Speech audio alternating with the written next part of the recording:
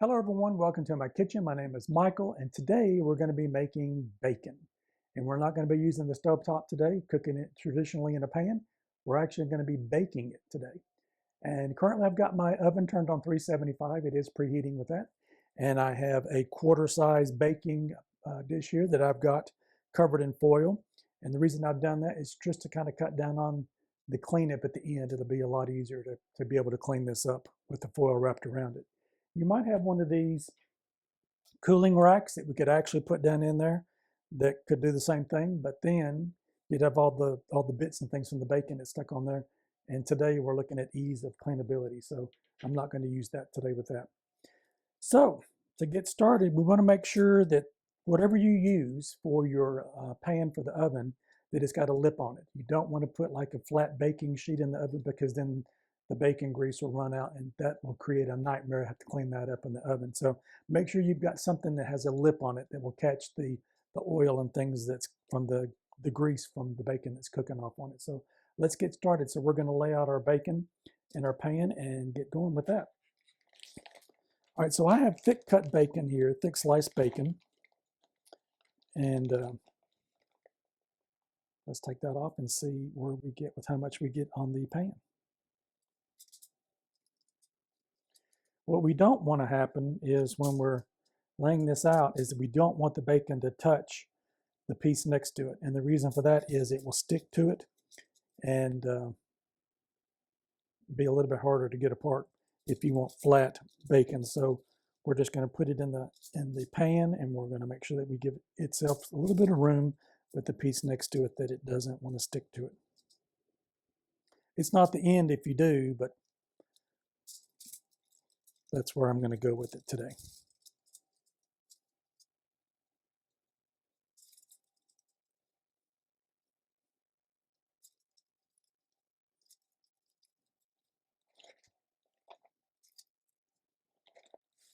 I believe I've got room for about 2 more slices.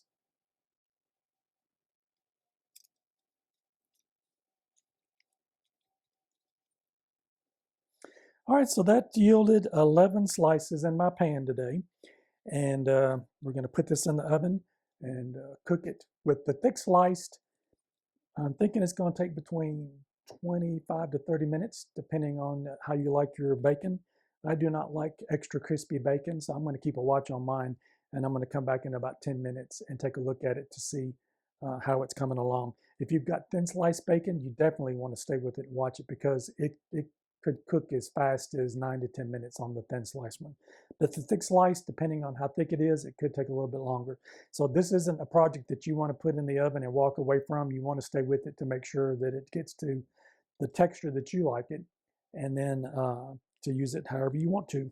So we're going to put this in the oven and I'll be back with you once it's done. Thanks. And one of the things I wanted to mention before I put this in the oven is I actually have a piece of parchment paper that I have kind of folded the edges up on it a little bit. And I'm going to actually tint that over the pan. That way, if there's any splattering that might come out, we definitely want to keep the oven just as clean as we possibly can without having to go back and do anything else. So I've kind of shaped it so that it's in the shape of the actual, the top of the thing, so that if there's any splattering as the bacon cooks, that we'll catch that and we won't have to clean the oven up afterwards. So now we're going to put it in the oven. Thanks. We'll see you back in about 25-30 minutes.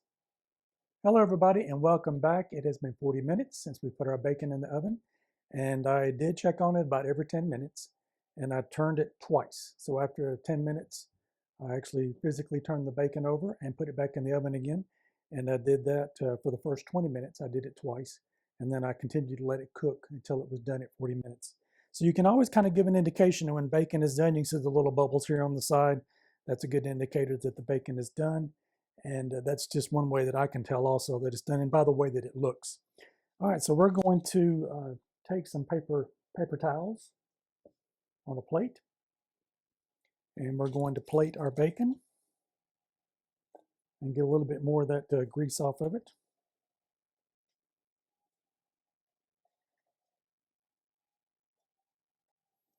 And we'll go up with another layer.